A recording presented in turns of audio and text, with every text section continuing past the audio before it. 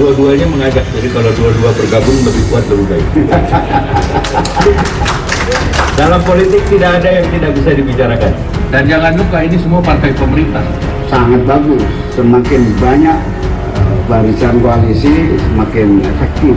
Kita sama-sama jalan pelan-pelan, jalan sehat, tapi selamat sampai tujuan.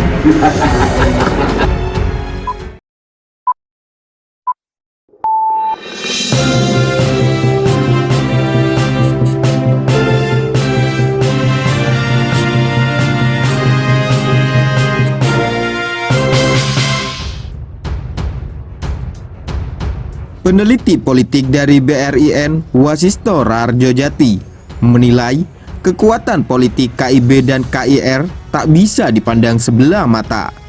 Apalagi jika keduanya memutuskan untuk melebur jadi satu pada Pilpres 2024 mendatang. Saya pikir jika KIB dan KIR bergabung tentu akan menjadi koalisi super, ujar Wasisto saat dihubungi hari Jumat 10 Februari 2023. Menurut dia, koalisi KIB dan KIR akan menjadi lawan amat tangguh bagi PDIP. Sampai saat ini, PDIP belum memutuskan untuk berkoalisi dengan parpol manapun. Meskipun secara kursi di parlemen, PDIP mampu mengusung capres dan cawapres tanpa harus koalisi.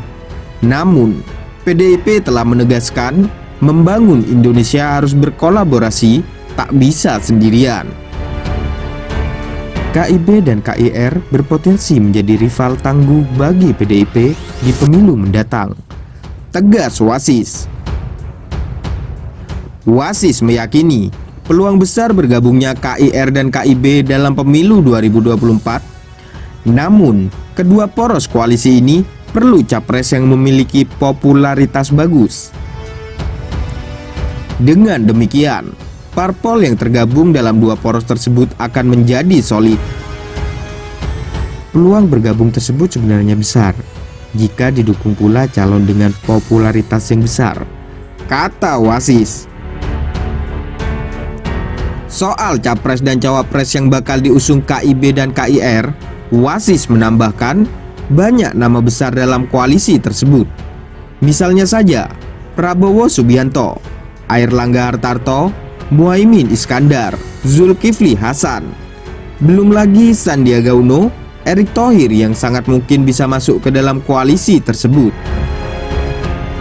Saya pikir ada banyak nama besar di koalisi tersebut yang sepertinya tidak tersentral ke satu tokoh tertentu, ujar dia.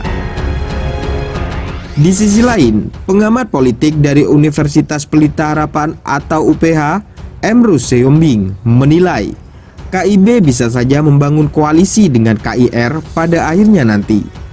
Menurut dia, koalisi-koalisi parpol saat ini masih sangat cair. Peluang kedua koalisi ini bergabung terbuka lebar, kata Emrus. Soal calon presiden dan wakil presiden yang akan diusung, Emrus menilai Ketua Umum Partai Golkar Airlangga Hartarto dan Ketua Umum Partai Gerindra Prabowo Subianto menjadi dua nama yang juga layak disandingkan. Siapa capres dan cawapresnya tinggal nanti kesepakatan politiknya, kata Emrus. Usai pertemuan, Caimin menilai dua koalisi yang terbentuk saat ini berpeluang untuk bersatu. Oh, sangat bagus. Dua koalisi bergabung, semakin banyak barisan koalisi, semakin efektif proses pemilu. Proses pemilu semakin baik, kata Caimin di GBK.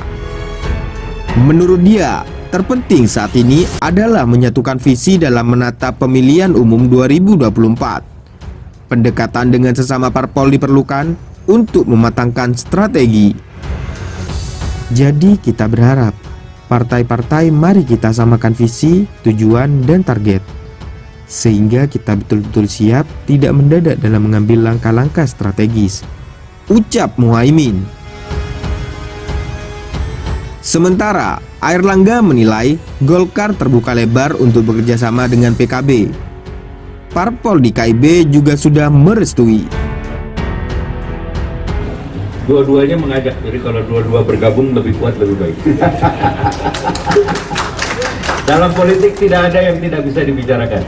Ya tentu saja setiap kita melakukan pertemuan kita saling memberitahu, dan ini bagian dari upaya merajut kebersamaan.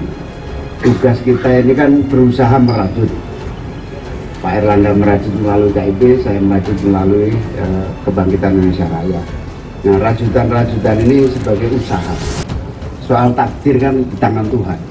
Jadi kita nggak tahu, karena itu ya Pak Prabowo tahu persis, bahkan memberi dukungan untuk berkomunikasi dengan semua partai, khususnya pada Golkar. Saya juga sampaikan ke Pak Prabowo jauh hari beberapa minggu yang lalu. Dan reaksinya oke. Dan jangan lupa ini semua partai pemerintah. Sangat bagus, semakin banyak barisan koalisi semakin efektif. Proses pemilunya semakin baik. Kan yang paling penting adalah menyamakan visi, target, dan tujuan. Itu yang paling penting. Jadi kita berharap partai-partai, mari kita samakan visi, tujuan, dan target, sehingga kita betul-betul siap tidak mendadak dalam mengambil langkah-langkah strategis. Jadi akan ditindaklanjuti. Jadi akan ada pertemuan nanti di kedua partai saling berkunjung. Kalau ini kan kita breakfast together, bersama-sama makan pagi dan jalan pagi. Kita sama-sama jalan pelan-pelan, jalan sehat, tapi selamat sampai tujuan.